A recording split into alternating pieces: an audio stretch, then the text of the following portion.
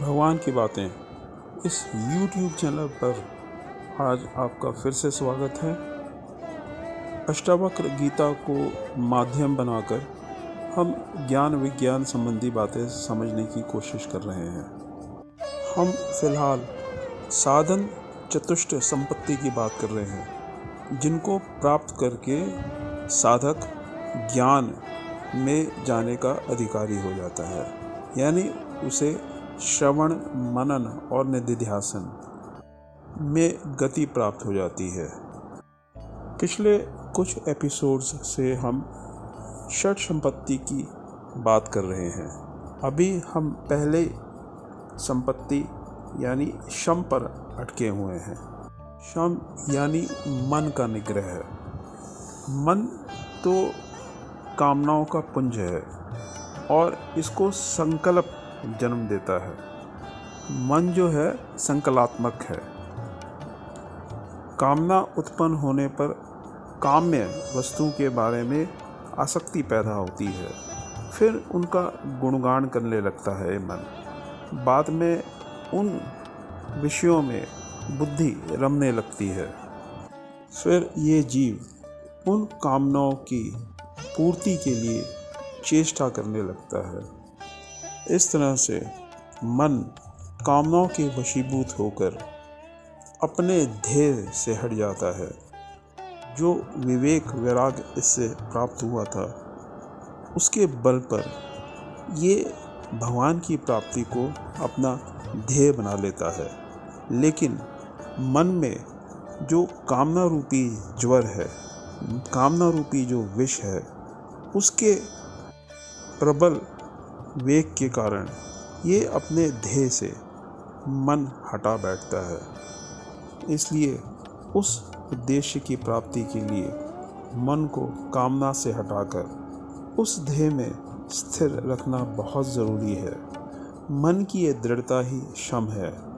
आंतरिक इंद्रिय मन को बोलते हैं। इसको वश में रखना ही मुमुक्षु का शम है। इसको फिर से थोड़ा सा विस्तार देते हैं। प्रत्येक व्यक्ति के मन में तरह तरह के संकल्पों और विकल्पों का एक महाप्रवाह सदा प्रवाहित होता रहता है। किसी भी काम को करने की प्रवृत्ति की जनक कल्पना को ही संकल्प माना जाता है।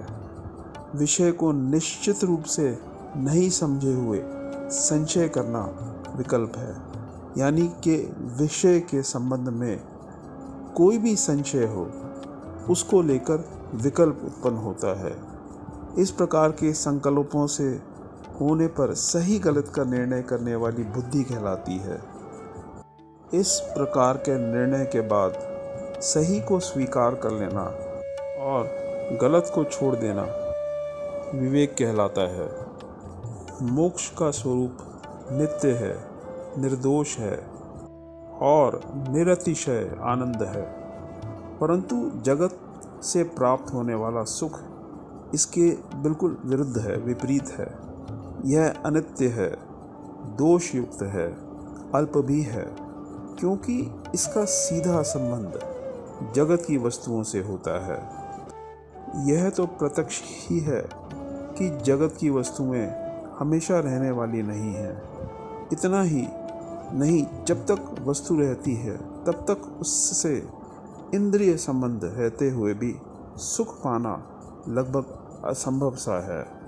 न जाने भगवान की क्या लीला है कि विषय और इंद्रियों के संबंध से प्राप्त होने वाले सुख की थोड़ी ही समय में परिसमाप्ति हो जाती है।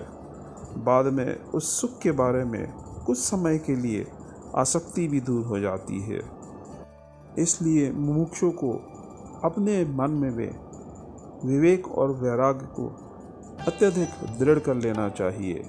इन्हीं युक्तियों से, शास्त्र के प्रमाणों से, कथनांकों से, पुराणों से और हमारे सामने जो आसपास घटित हो रहा है, प्रत्यक्ष देखा जा रहा है, प्रत्यक्ष संसार का रूप जो समझ में आ रहा है, उसको दृढ़ करके शम साधन में तत्पर हो जाए। अब षट संपत्ति के दूसरे साधन दम के बारे में चर्चा करते हैं। इंद्रियों को वश में करने का नाम ही दम है।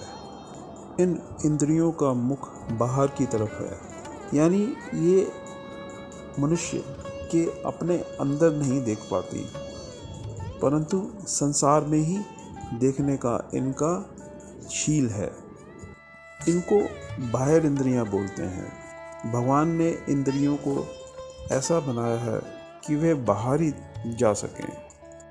अतः ये मनुष्य केवल बाहर ही देखता रहता है और ये अपनी अंतरात्मा को देख नहीं पाता। इसलिए मोक्ष चाहने वाले को चाहिए कि वो दृढ़तापूर्वक इंद्रियों का दमन करे।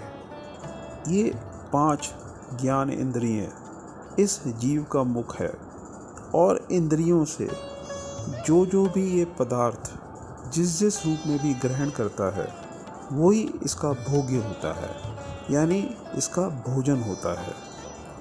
भोजन यही नहीं जो मुख से ग्रहण किया जाता है, जो खाया जाता है, वरन 5 इंद्रियों के विषय भोजन ही है।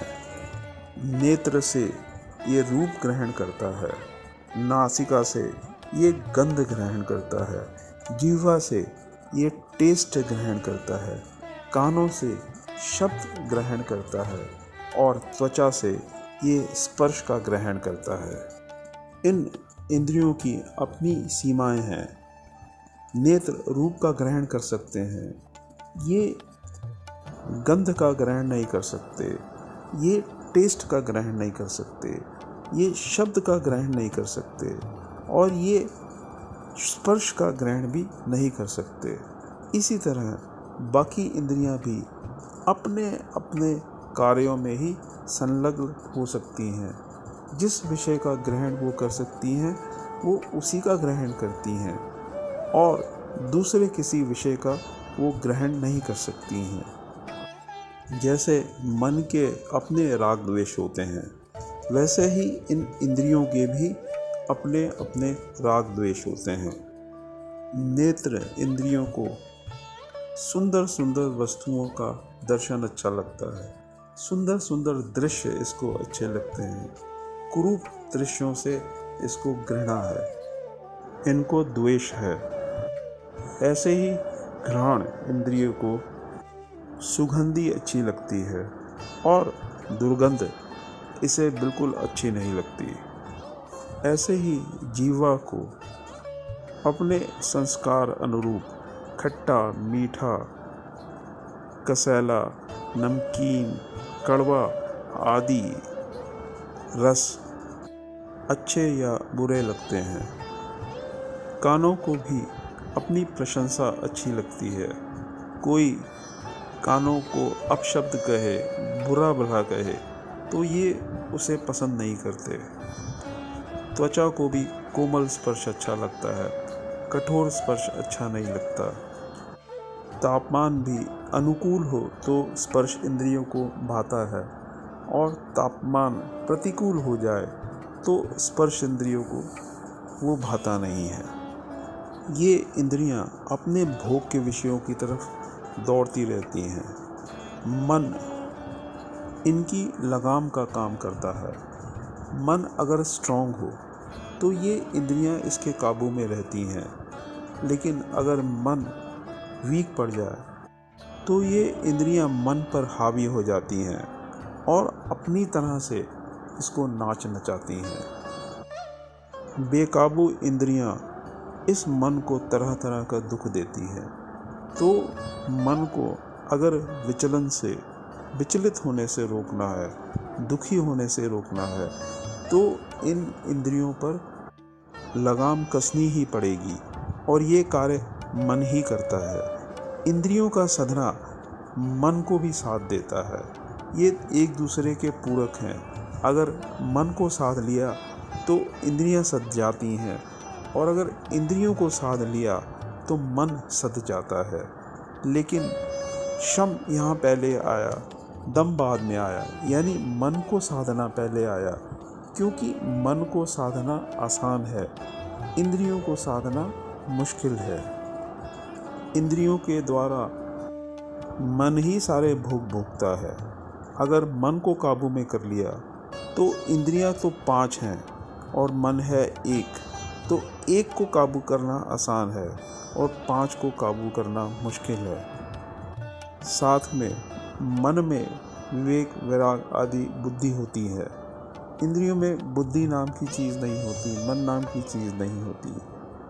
मन तो विवेक, वैराग, विचार से काबू में किया जा सकता है और इसी दम पर वो इंद्रियों को समझा बुझा के अपने काबू में कर सकता है। तो इंद्रियों का दमन मन के शमन में सहायक है।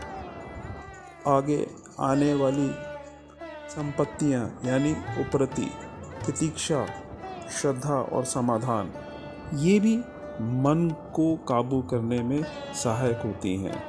यानी ले देकर सबका लक्ष्य मन को काबू करने में है।